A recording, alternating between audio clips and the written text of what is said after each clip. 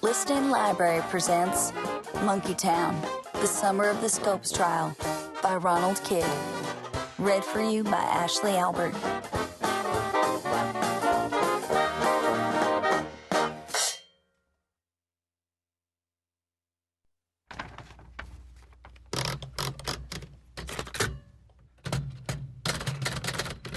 Prayer can accomplish a lot.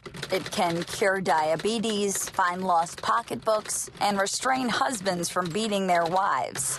But is prayer made any more efficacious by giving a circus first? Coming to this thought, Dayton begins to sweat.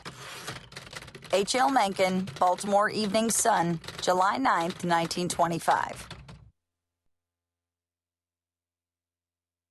Part 1. The Town. The town, I confess, greatly surprised me. The houses are surrounded by pretty gardens with cool green lawns and stately trees. The two chief streets are paved from curb to curb. The stores carry good stocks and have a metropolitan air, especially the drug, book, magazine, sporting goods, and soda water emporium of the estimable Robinson. A few of the town ancients still affect galluses and string ties, but the younger bucks are very nattily turned out. Scopes himself, even in his shirt sleeves, would fit into any college campus in America, save that of Harvard alone. H.L. Mencken, Baltimore Evening Sun, July 9th, 1925. 1. In my house, the early bird didn't get the worm. It got the bathroom. There was one bathroom for 4 people, and if you weren't quick, you'd end up waiting outside the door. Today, of all days, I wasn't going to wait. I climbed out of bed, grabbed my hairbrush, and hurried down the hall. Mom and Daddy's room was still dark. In the next room, Sonny was all twisted up in his bed sheets, holding a teddy bear in one hand and a rubber tomahawk in the other. So far, so good. I slipped into the bathroom and closed the door quietly. Setting my back against the door, I breathed a big sigh. Success! I turned on the light and leaned over the sink to splash some water on my face. Staring up at me was a slimy green creature with bug eyes. I screamed and ripped open the door. Sonny was standing there with his tomahawk. "You scared him," said Sonny. He pushed past me and went to the sink. I sputtered, "I scared him?" Sonny lifted the creature out of the sink and cradled it in his hand. Meanwhile, my parents came out of their bedroom, Daddy in his nightshirt and Mama pulling on a robe. "Is everyone all right?" asked Daddy. "No, we're not," I said. "That thing scared the life out of me." Sonny said, "It's not a thing, it's a chameleon." I said, "This isn't a zoo. Tell him, Daddy." "Now, sweetheart."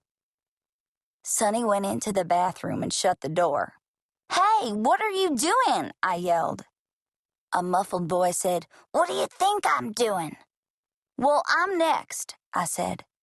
Daddy said, "Francis, be a dear and let your mother go next. She needs to get breakfast started." "But, Daddy—" "Come to think of it," he said, "could I get in there and shave? I have to be at the store early this morning." I said, "Well, what about me? Johnny Scopes invited me to play tennis. I have to get ready." "Call him Mr. Scopes," said Mama. "He's a teacher." "Mama, I'm 15 and he's 24. We're practically the same age. Anyway, he said I could call him Johnny." "In this house, you'll call him Mr. Scopes," she said. His full name was John Thomas Scopes, and I thought he was the handsomest man I had ever seen. I had met him the summer before, in 1924, when he had first come to Dayton, Tennessee, where I lived. The school board had hired him as the football and basketball coach at Ray Central High School, and Daddy, as chairman of the school board, had invited him to supper.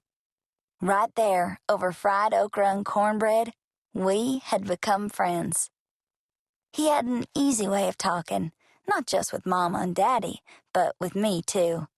He asked me questions and actually listened to the answers. I found out that, besides being friendly, Johnny had traveled everywhere, including Illinois, Ohio, and Paducah, Kentucky. He had just graduated from college, and after working on a farm for a few weeks near his parents' home in Salem, Illinois, he had heard about the opening at our school. That fall, Johnny became one of the most popular teachers at Ray Central. He had a yellow Dodge Roadster, and on Saturday nights he would drive up to Morgan Springs, a resort community in the mountains above Dayton, where he would dance to the music of a live band. Some of the parents disapproved, especially the Baptists, but they came around when his football team almost beat our biggest rival, Baylor High School in Chattanooga. Johnny was different from most people in Dayton. For him, the world didn't begin and end on Market Street. It extended over the mountains into strange and wonderful places I dreamed of going someday. Johnny felt the same way about ideas. He didn't like the small, familiar ones that people talked about in Dayton. He looked for ideas that would stretch your mind, as he liked to say. I wanted to stretch my mind, and I desperately wanted Johnny Scopes to help me.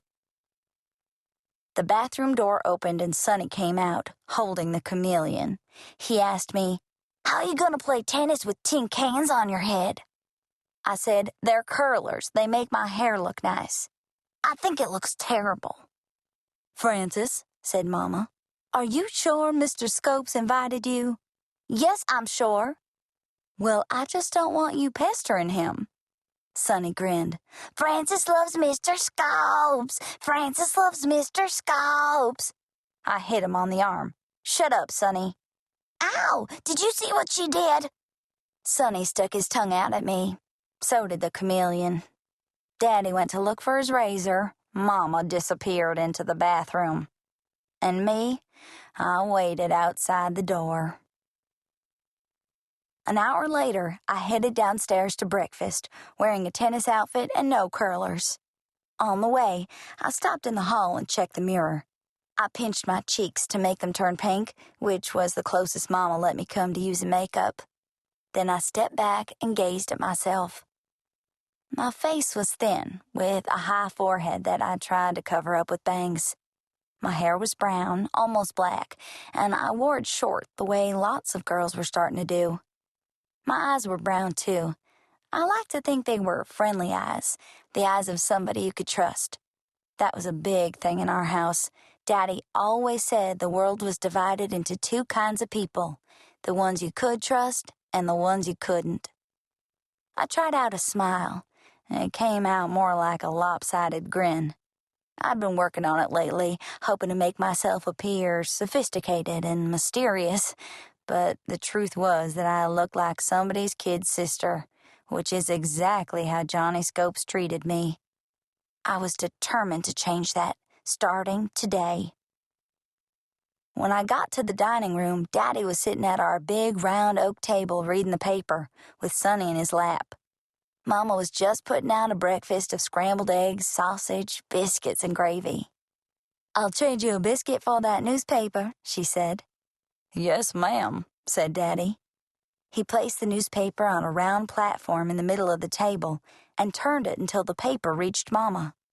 About the same time, the biscuits, also on the platform, came around to Daddy, and he popped one onto his plate.